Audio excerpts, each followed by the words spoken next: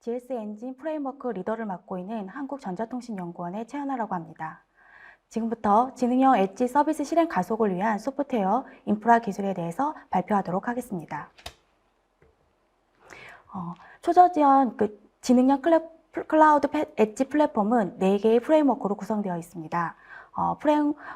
플랫폼 관리 도구 프레임워크, 지능형 서비스 운영 프레임워크, 그리고 서비스 협업 프레임워크, 그리고 제가 지금 발표할 초저지원 데이터 처리 프레임워크가 있습니다. 초저지원 데이터 처리 프레임워크는 API 서버와 함께 전용 스케줄러, 그리고 메시지 브로커로 구성되어 있습니다. 발표 내용은 다음과 같습니다. 먼저 지능형 엣지 서비스에 대해서 발표하도록 하겠습니다.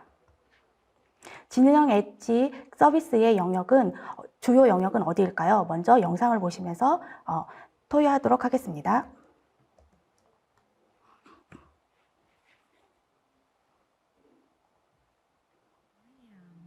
A creator.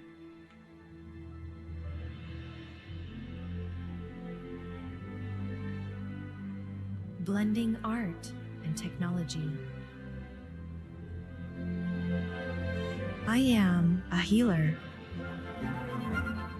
helping us take the next step and see what's possible. I am a pioneer, finding life-saving answers. I am a guardian.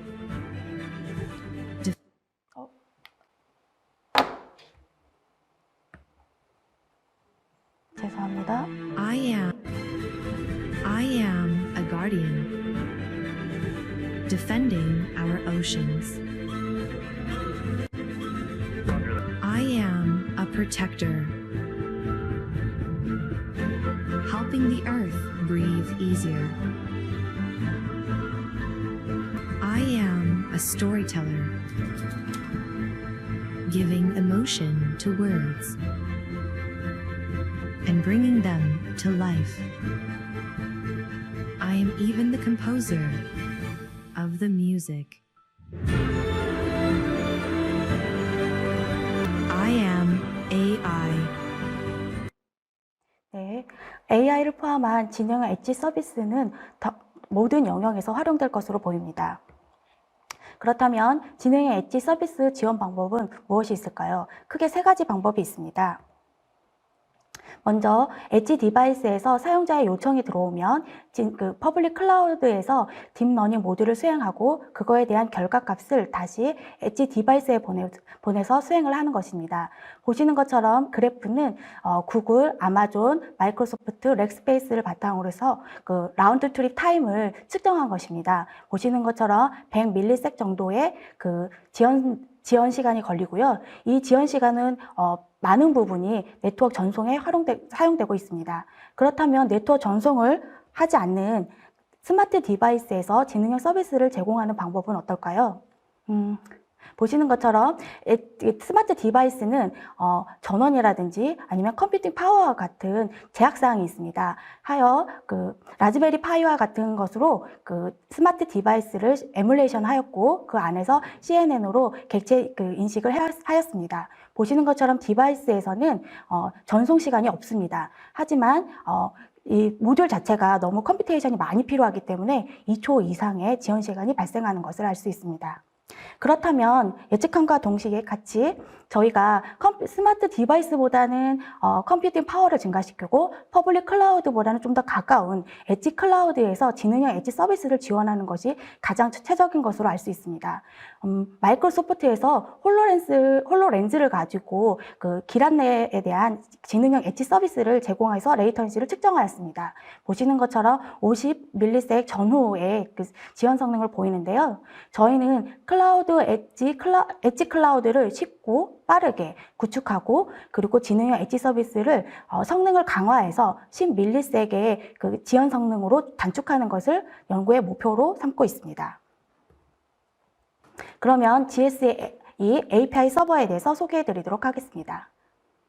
지능형 서비스는 서비스를 제공하고 있는 업체에서 만들고요. 그걸 바탕으로 컨테이너에서 실행을 하게 됩니다. 저희는 컨테이너에서 실행했을 때 성능이 좋게 나오는 응용이 어떤 특징을 갖고 있는지 먼저 분석하였습니다. 보시는 것처럼 검은색이 그 베어메탈에서의 응용을 실행했을 때의 성능이고요. 그리고 초록색이 컨테이너를 기반으로 실행했을 때의 성능입니다.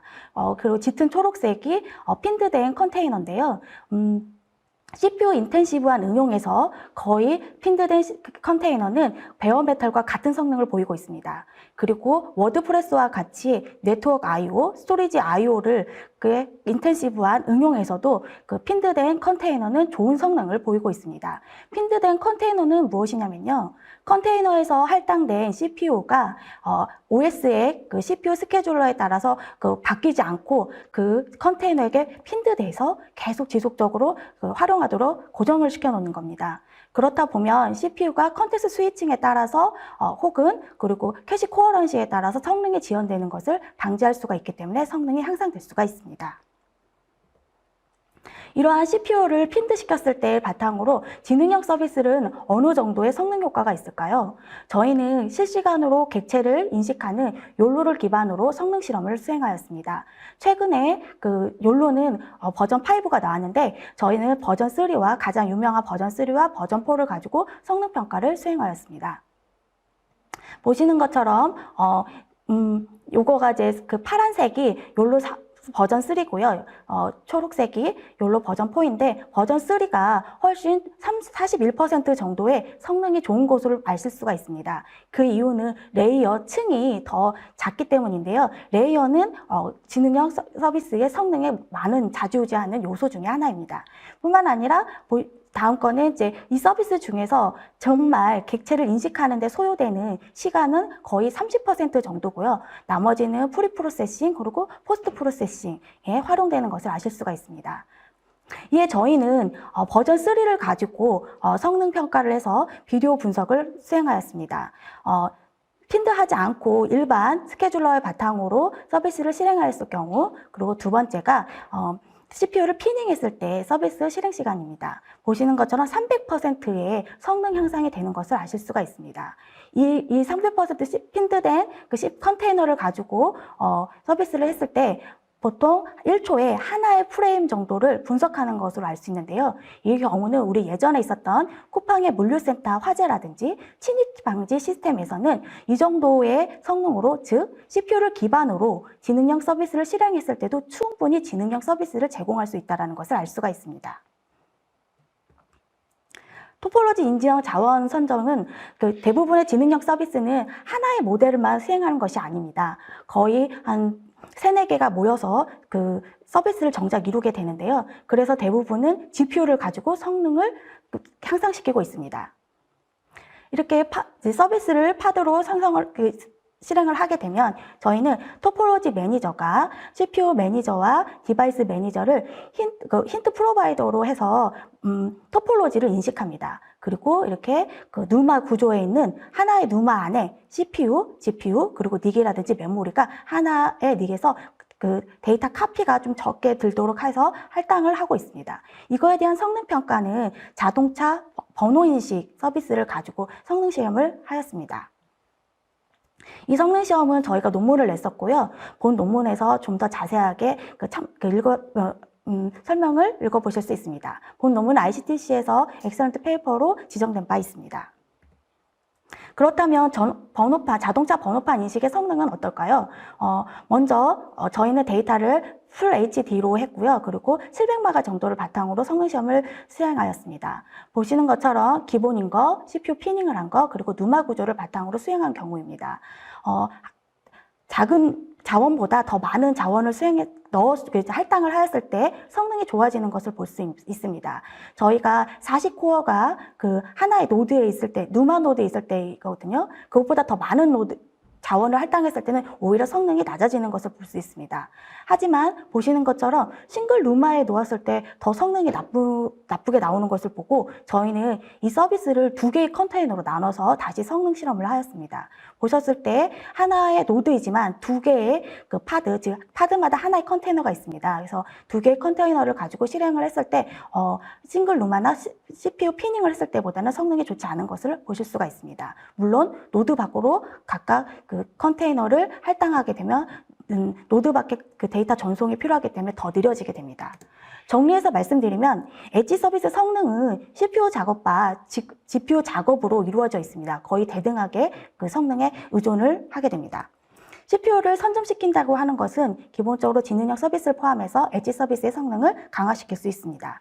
하지만 CCTV와 같이 스트리밍 데이터는 대용량 데이터 입력이 필요하고요. 그리고 포스트 프로세싱, 그리고 프리 프로세싱처럼 CPU, 메모리, 그리고 닉, 그리고 GPU가 모두 이종 자원들이 활용되기 때문에 그 자원들을 한 곳에 모았을 때 공유 자원이 될 수 있는 PCIe가 바틀렉이 생길 수 있다는 것을 아실 수 있습니다. 이렇게 응용들이 여러 가지가 엮여서 하나의 그 지능형 서비스를 이루기 때문에 저희는 이 서비스들 간의 데이터 전송을 가속하는 방법을 고민을 하게 되었습니다. 그래서 응용 간의 데이터 전송 가속을 하기 위해서 보시는 것처럼 보통 클러스터 K8s를 생성하게 되면 클러스터를 관리하는 네트워크가 구성이 됩니다. 하지만 서비스를 위한 그 네트워크 패스를 따로 이원화시켜서 구축할 수 있도록 하였습니다. 그리고 이렇게 구축된 그 네트워크 그 패스가 더 빠르게 가속될 수 있도록 하드웨어를 가지고 가속시켰습니다. 그렇다면 이렇게 가속한 기술들을 저희는 GSE API 서버를 가지고 어떻게 그 사용자가 사용할 수 있도록 했을까요? 먼저 서비스 정의를 보시면 그 서비스는 리소스 바탕에 저희가 엑셀레이션이라고 하는 부분을 확장을 시켰습니다. 그래서 토폴로지 어웨어를 하게 되면 CPU를 피닝시키고 뉴마 노드 안에 자원을 할당하도록 하고 있습니다. 두 번째는 컴퓨트는 올해 GPU 가속기를 지원하는데요. 향후 FPGA 그리고 국내 AIX 이런 것들을 계속 추가시켜 나갈 예정입니다. 그리고 커뮤니케이션 파트에서는 데이터 이원화 혹은 하드웨어 가속들을 선정할 수 있도록 하였습니다.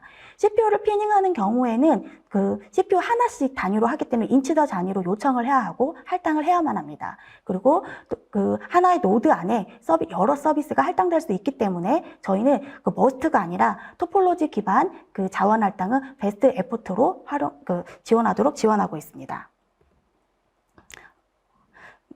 그렇게 이제 서비스 네트워크에 대한 성능은 기본적으로 여러 그 CNI가 필요로 합니다. 보시는 것처럼 플라넷, 멀투스, SRIOV, RDMA.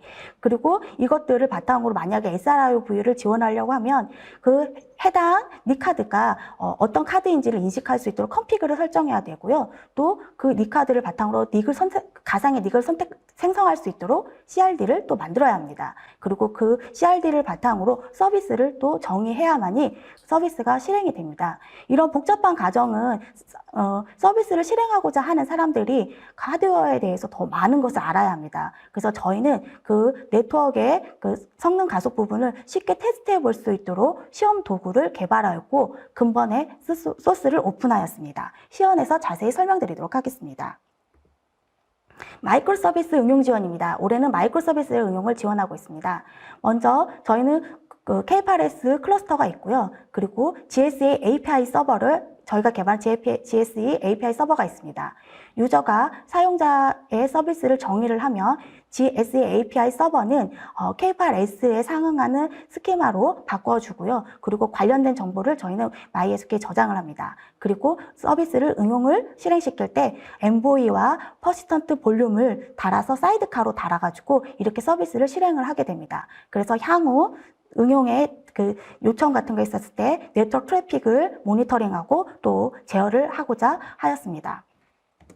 한편 GSE 그 게이트웨이가 존재하는데요. GSE 게이트웨이는 GSE API를 통해서 실행시킨 모든 서비스들을 하나의 그 GSE 게이트웨이를 통해서 접근할 수 있도록 구축한 것입니다. 이 서비스의 접촉 방법은 주소에다가 네임스페이스 그리고 서비스 네임으로 접근하실 수 있습니다.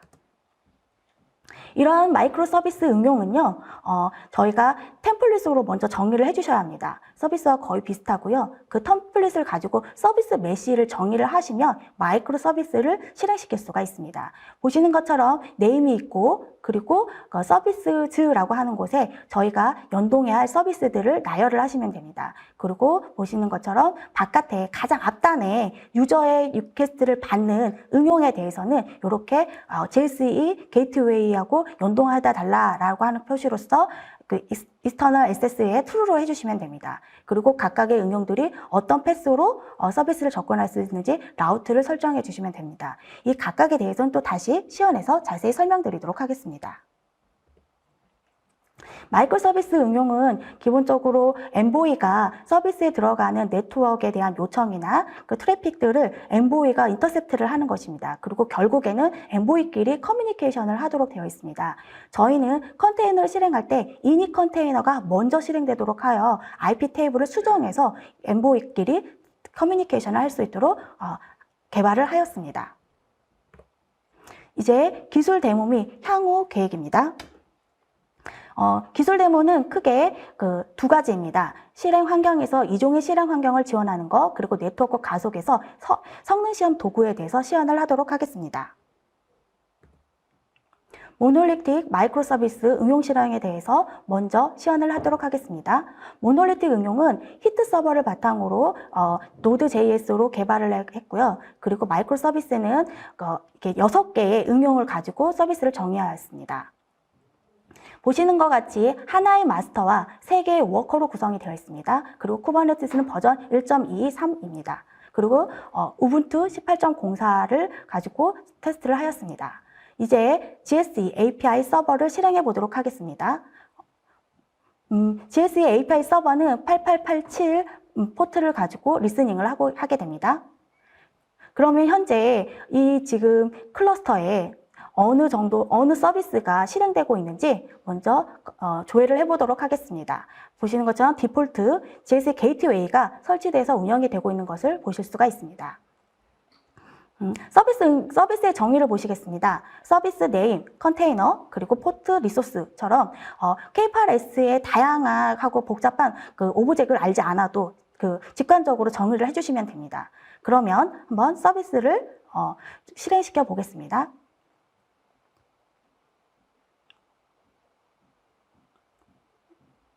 네, GSE API 서버가 서비스를 받았고요. 그리고 보시는 것처럼 HW 앱으로 지금 서비스 네임을 놓고 서비스가 실행된 것을 아실 수가 있습니다. 디테일한 정보를 보실 수가 있는데요. 거기에서는 어떻게 접근을 하면 되는지, 즉 게이트웨이 주소와 함께 네임스페이스 그리고 서비스 네임을 보실 수가 있습니다. 그러면 크롬을 통해서 히트 서버를 한번 접근해 보도록 하겠습니다. 먼저 그 GSE 게이트웨이가 이미 IP가 정해져 있기 때문에요. 그 202.139가 저희가 이미 설치해 놓은 건데요. 네임스페이스 디폴트 그리고 그 서비스를 접근해 보면 방금 보시는 것처럼 히트된 것을 아실 수가 있습니다. 다음은 마이크로 서비스 응용에 대해서 시연을 하도록 하겠습니다.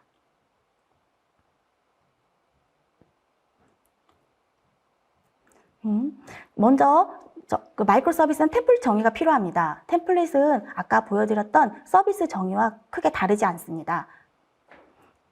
그리고 이러한 템플릿들을 바탕으로 메시, 마이크로 서비스를 정의를 해야 하는데요. 그러면 그 서비스 정의를 보시겠습니다. 서비스 메시가 가장 앞에 타이틀이고요. 네임을 적어주고 서비스 안에 지금 프로덕트, 디테일즈, 그리고 리뷰가 이제 3개가 들어가 있습니다. 그리고 레이팅이라고 해서 응용이 실행이 될 겁니다. 즉 지금 6개의 응용을 구성을 했고요. 그걸 가지고 접근을 할 때는 지금 디테일은 버전이 1, 2, 3가 있잖아요. 저희가 트래픽에 따라서 라운드 로빙 형식으로 그 서비스가 제공되도록 할 거거든요. 그래서 라우팅은 4개로 구성이 되게 될 것입니다. 그러면 K8S에서 클러스터에서 정말 서비스가 어떻게 론치되어 있는지 보기 이전에 템플릿을 먼저 등록을 하고 서비스를 먼저 등록을 해야겠죠. 그래서 6개의 템플릿을 저장을 하고 그리고 서비스를 이제 론치를 할 텐데요. 서비스의 네임스페이스는 엣지로 하겠습니다. 그러면 스크립트를 실행하도록 하겠습니다. 네. GSE API 서버가 그 메시 서비스에 대한 정의를 받았고요. 그리고 그러면 마이크로 서비스의 실행을 확인해 보겠습니다. 먼저 쿠버네티스에서 서비스하고 파드가 어떻게 생성되어 있는지 보겠습니다. 서비스는 4개, 그리고 파드는 6개가 러닝 상태인 것을 확인하실 수가 있습니다. 그렇다면 마이크로 서비스를 한번 이제 디테일한 정보를 봐서 저희가 어떻게 접근할 수 있는지 보도록 하겠습니다. 네, 여기 노란색 줄이 서비스 접근 패스입니다. 엣지라고 하는 네임 서비스에서 접근할 수 있고 이름은 프로덕트입니다. 그러면 똑같은 아까 히트 서버를 접근했던 그 주소에다가 네임 서비스 엣지 그리고 그 서비스 맨 앞단에 있던 프로덕트 그 서비스를 접근해 보면 이렇게 북인포 정보가 나오고요. 여기는 버전 1 그리고 다시 한번 접근했을 때는 저희가 그 버전 2 그리고 버전 3로 이렇게 그 리뷰가 서로 다르게 보여지는 것을 아실 수가 있습니다. 다음은 네트워크의 그 구성에 따른 그 커뮤니케이션 가속에 대한 것들을 보여드리도록 하겠습니다. 시험 도구로 먼저 시연을 하도록 하겠습니다. 하나의 마스터와 3개의 워커로 구성되어 있습니다. 이게 첫 화면입니다. 첫 화면이고요. 이게 시험 도구인데요. 먼저 멀투스와 SRI 보육을 CNI가 이미 설정되어 있는 것을 아실 수가 있습니다. 그럼 제일 먼저 저희는 그 니카드를 이제 가상으로 생성을 하게 됩니다. 지금 멀투스를 가지고 만든 거고요. 네, SRV를 만들었고 또 이거는 또 생성하는 것만큼 또 선택해서 쉽게 삭제도 하실 수가 있습니다. 이렇게 닉을 간단하게 버튼 하나로 선택을 해서 가상의 닉을 생성할 수가 있습니다. 그러면 그 닉을 바탕으로 서비스를 실행하기 위해서 파드를 생성해 보도록 하겠습니다. 파드를 생성할 때는 리소스에 대한 것들을 설정을 해야 되는데요. 그래서 저희는 노드를 선택하게 되면 이렇게 그 각각 CPU, GPU 등의 그 자원들을 보실 수가 있습니다. 그러면 이제 성능 테스트를 하기 위해서 응용을 한번 만들어 보겠습니다. 그래서 이제 iPuf로 할 거고요. 그러니까 먼저 서버를 생성해 보도록 하겠습니다. SRIOV를 가지고 생성해 볼게요. 그리고 두 번째로는 노드 2에다가 클라이언트, 왜냐하면 같은 노드에 들어가게 되면 그 네트워크 성능이 측정이 안 되기 때문에 클라이언트를 다른 노드에다가 똑같이 SRIOV를 놓고 생성해 보도록 하겠습니다. 생성이 되면 이렇게 응답 분석이라고 하는 버튼을 클릭해 보시면 보시는 것처럼 생성했던 서비스가 왼쪽에 나오고요. 그리고 보시는 것처럼 플라넬의 기본 네트워크이고 그리고 SRIV로 지금 서비스가 되고 있다라는 것을 알 수가 있고 그 밑에는 퍼포먼스에 대한 성능 수치를 확인하실 수가 있습니다. 이제 저희는 그 SRV로 하드웨어 가속을 한 것들의 성능을 측정할 수 있는 그 응용을 만들었고요. 다음으로는 그냥 패스만 이원화시키는 데이터 패스만 이원화시키도록 하기 위해서 그냥 하드웨어 가속 없이 멀투스를 기반으로 가상의 패스만 이원화시켜 보도록 하겠습니다. 그래서 지금 멀투스 응용이 이제 iPuf 클라이언트와 서버가 생성이 됐고 밑에 이제 성능을 확인하실 수가 있습니다. 네, 아까보다는 더 적은 그 성능이죠. 567 메가비트. 아까는 940 정도의 메가비트의 성능이 나섰습니다. SRIV로. 그러면 마지막으로 이원화하지 않고 클러스터의 네트워크를 응용이 함께 데이터 네트워크로 똑같이 사용하는 경우를 생성해 보고 이 3가지의 성능을 한번 확인을 함으로써 어느 정도 성능 향상이 있었는지 확인하시도록 하겠습니다. 왼쪽에 보시면 오버레이가 나오죠. 오버레이로 클라이언트 서버가 존재하고요. 그러면 포트별로 네트워크 트래픽을 보면 316 그리고 멀투스로 할 때는 325 약간 더 좋아졌죠. 그리고 SRIO로 했을 때는 400 아까 900하고 400하고 왜 떨어졌냐면 같은 노드 안에 지금 여러 응용이 들어갔기 때문입니다. 네, 여기까지가 시연이었습니다. 감사합니다. 향후 계획은 다음과 같습니다. 네, 여기까지 초저지연 데이터 처리 프레임워크에 대한 발표를 마치도록 하겠습니다.